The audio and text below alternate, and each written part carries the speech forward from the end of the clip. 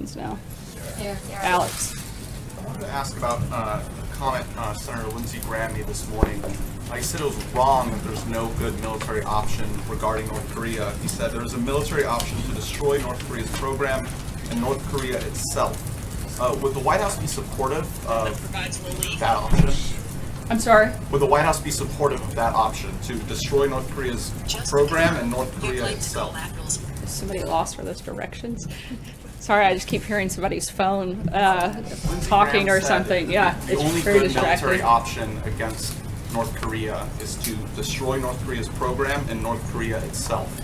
Look, the president obviously has been very outspoken about how he feels about North Korea. We're weighing all options, keeping all options on the table. And as we've said many times before, we're not going to broadcast what we're going to do until that happens. I'm sorry? So destroying the country, like Lindsey Graham said, is an option. Look, that's not what I'm saying. Okay. What I'm saying, the president has been very outspoken about the need to stop North Korea. We've been very focused on stopping the nuclear program, stopping the missiles, stopping the aggression. That still continues to be the focus, and we're keeping those all options on the table in order to do that. According to the Washington Post, the president tried to change the narrative of what went down in John Jr.'s meeting with the Russian lawyer. Can you address that story and tell us, did the president really try to do that? Look, the statement that Don Jr. issued is true. There's no inaccuracy in the statement. The president weighed in as any father would based on the limited information that he had. This is all discussion, frankly, of no consequence. There was no follow-up. It was disclosed to the proper parties, which is how the New York Times found out about it to begin with. The Democrats want to continue to use this as a PR stunt and are doing everything they can to keep this story alive and in the papers every single day. The president, the American people, they voted America first, not Russia first, and that's the focus of our administration. John? Can you clarify the degree to which the president waited? He certainly didn't dictate, but, you know, like I said, he weighed in, offered suggestion like any father would do. Did he not know what the Stephen, intelligence was? I will follow up on that. Was he aware at the time that Don Jr. had a meeting that was based on the pretext that he would be promised information that was negative about Hillary Clinton when he suggested that the statement only say that the meeting was primarily about Russian adoption policy? Like I said, the statement that was issued was true and there were no inaccuracies in the statement. I think what the bigger question is, everybody wants to try to make this some story about misleading. The only thing I see misleading is a year's worth of stories that have been fueling a false narrative about this Russia collusion and based on a phony scandal based on anonymous sources. And I think that is, if we're going to talk about misleading, that's the only thing misleading I see in this entire process. You guys are focused on a meeting that Don Jr. had no consequence when the Democrats actually colluded with a foreign government like Ukraine. The Democrat-linked firm Fusion GPS actually took money from the Russian government while it created the phony dossier that's been the basis for all of the Russia scandal fake news. And if you want to talk further about a relationship with Russia, look no further than the Clintons. As we've said time and time again, Bill Clinton was paid $500,000 to give a speech to a Russian bank and was personally thanked by Putin for it. Hillary Clinton allowed 1/5 of America's uranium to reserve to be sold to a Russian firm whose investors were Clinton Foundation donors, and the Clinton campaign chairman's brother lobbied against sanctions on Russia's largest bank and failed to report it. If you guys want to talk about having relations, which you seem obsessed with doing, look no further than there. If you want to talk about somebody who's actually been tough on Russia, look at President Trump. He wants more fracking, more coal, more energy, a stronger military, a stronger defense. Those things aren't good for Russia. I think the distinctions are very clear, and you guys want to create a narrative that just doesn't exist. Hey guys. Sign the Russia bill. Glenn, Why go did the ahead. president sign the Russia bill? Glenn, go ahead. Sorry. Sarah, sort of a follow-up on what you were talking about, our obsession with Russia and the responsibility laying with the Clintons. There's a report out today based on a lawsuit that was filed that says that Sean Spicer met with a campaign donor and a journalist from Fox News where they were pushing around this story that Seth Rich, this low-ranking DNC staffer who was murdered, was perhaps the one responsible for the WikiLeaks breach. Two questions. Sean put out a statement. He said it was just a brief meeting. He said the guy didn't know the president. The lawsuit alleges that the president knew about it and had an influence on the story. Did the president know about the story pre-publication, and did he have an influence on the way the story was written? The president had no knowledge of the story, and it's completely untrue that he or the White House involvement in the story.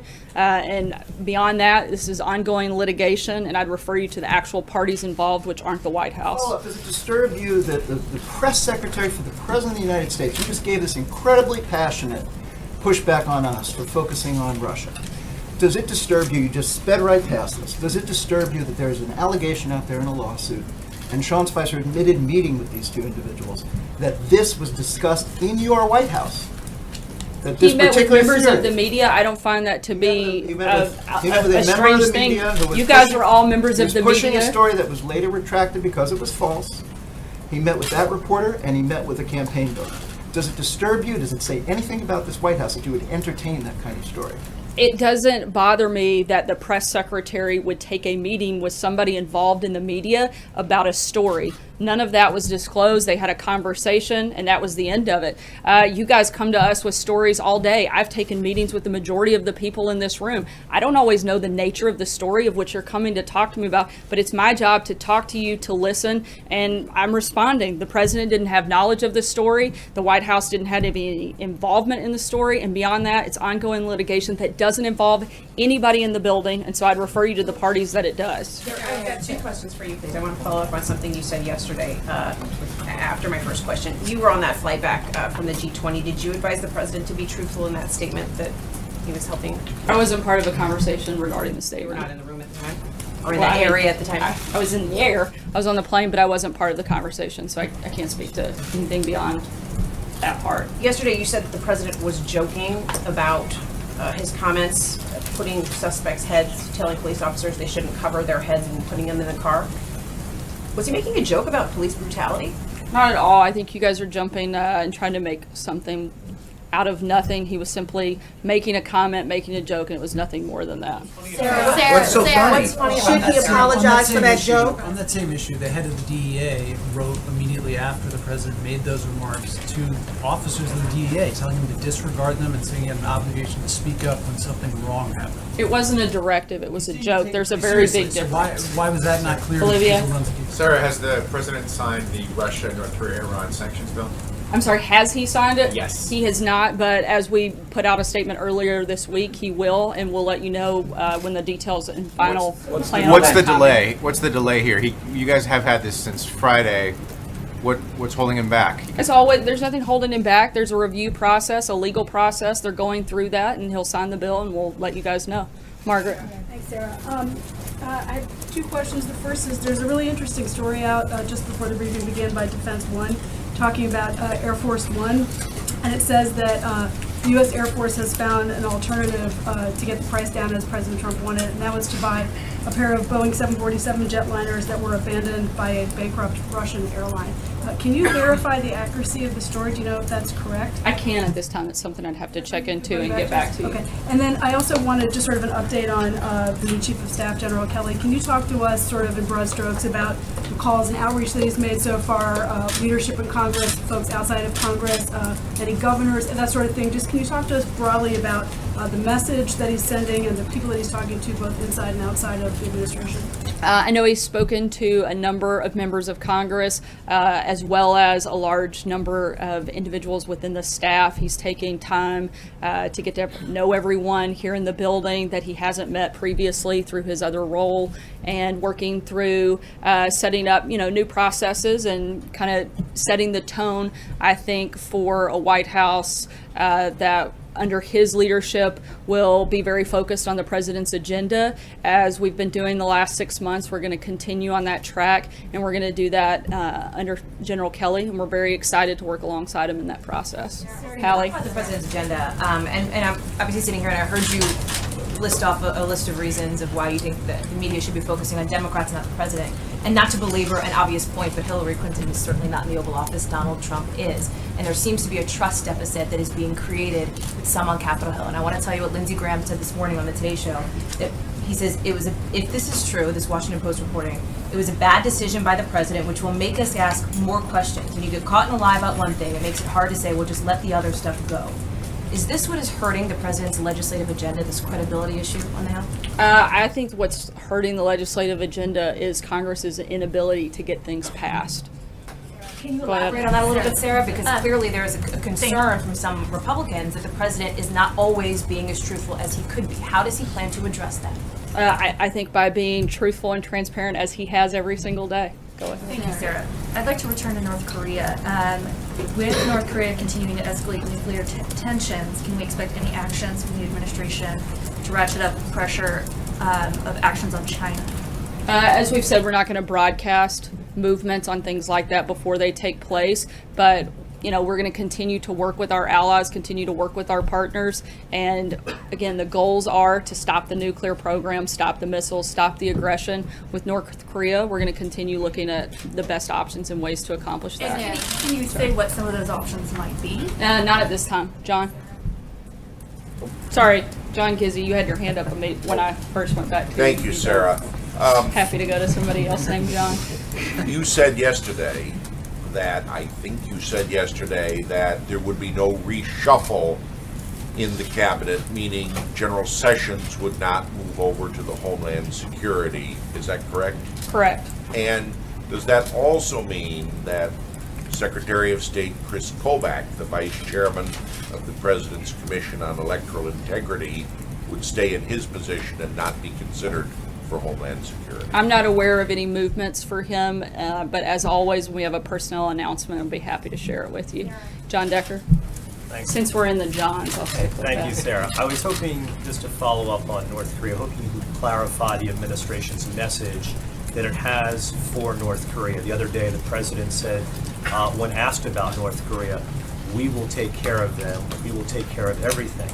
And a little bit ago, the Secretary of State Tillerson said that the U.S. is trying to convince North Korea that the U.S. is not your enemy. So which one is it?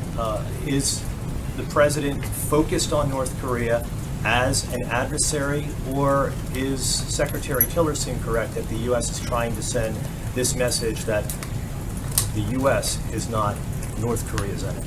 Look, like I just said a few minutes ago, the big priorities here, which we've laid out, I think this is the third or fourth time I've done it just today, is to stop the nuclear program, stop the missiles, stop the aggression. That's what we're focused on in regards to North Korea, and we're going to continue pushing on that, continue working with our allies and partners to accomplish that, and do what is necessary to achieve it.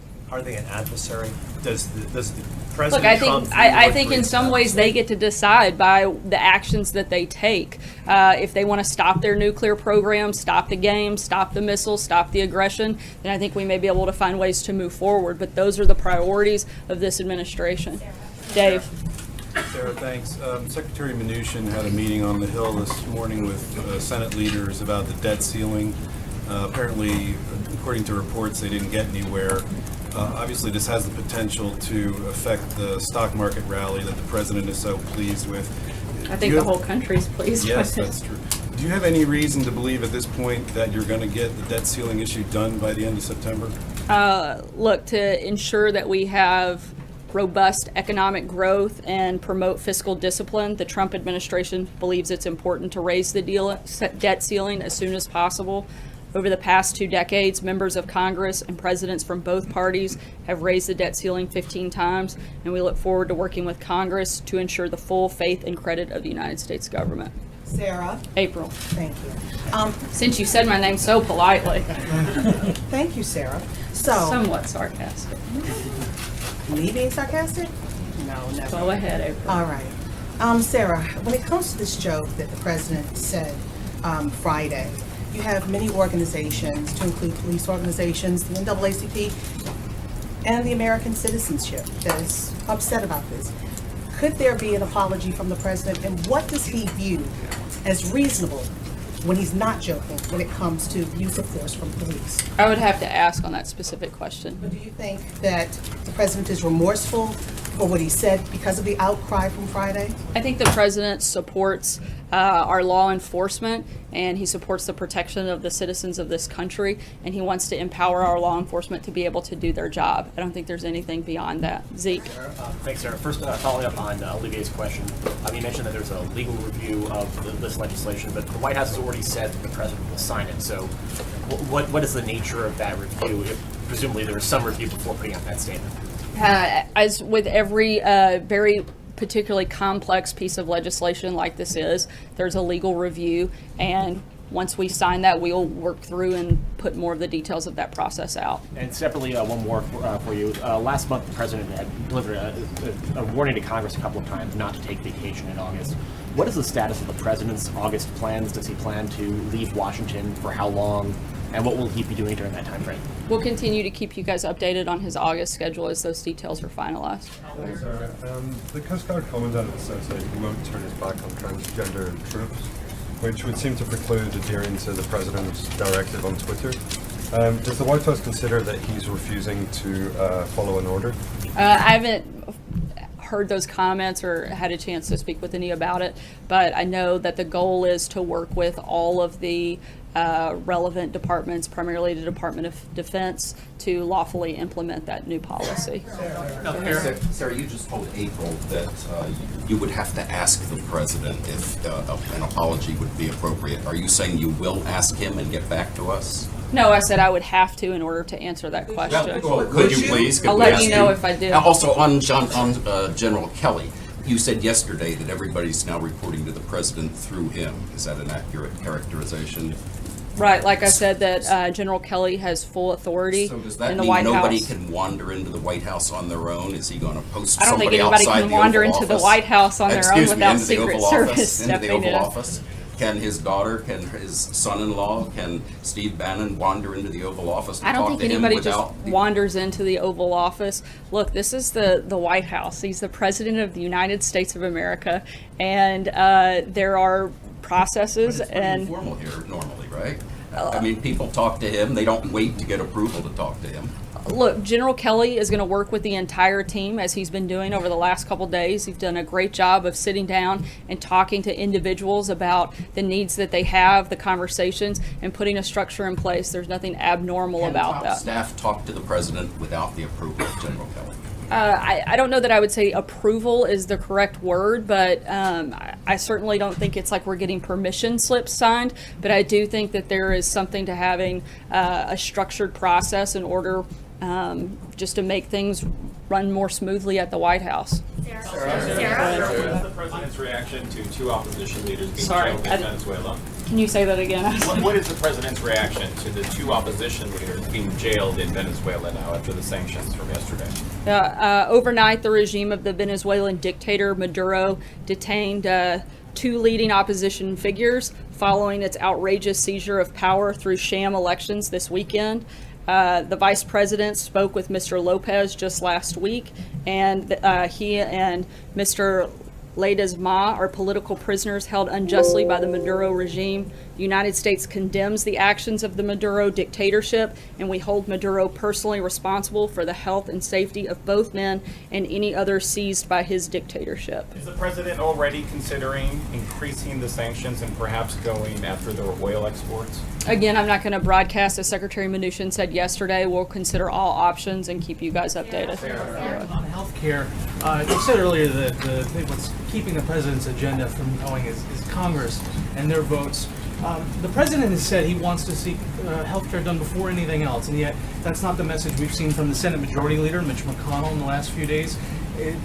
Can you explain the discrepancy between the president and senior Republican leadership on the Hill when it comes to what should be done next? As we've said before, we can do a lot of different things at one time. We're continuing to focus. First. We're continuing to try to push a new healthcare system. We know that Obamacare is failing. We know that inaction is simply not okay. We want to continue to make that a priority. We want to work with Congress to do that. We may look for other ways to improve healthcare in the meantime. We're also continuing to focus on tax reform. We've been doing tax reform listening sessions for the last month. We've had countless meetings with members of Congress, other organizations, talking about tax reform, infrastructure. We're going to continue to focus on all of those priorities and move them forward. Will the president support Congress taking CSR payments out of his hands? There's been some suggestion, again, among senior Republicans that this is appropriate to do given the president's threats to stop these payments. They're saying this should be taken out of the executive branch. I'd have to get back to you on that. Because this is something that's being discussed pretty aggressively on Capitol Hill. John Sure. Thune has I'm talked happy. about it. Orrin Hatch has I'm talked about it. happy to get back to you. Mitch Got McConnell, it. thanks. Yep. Peter? Very quickly on Seth Rich. Does the president believe the predicate of that original Fox News reporting that Seth Rich was responsible for the release of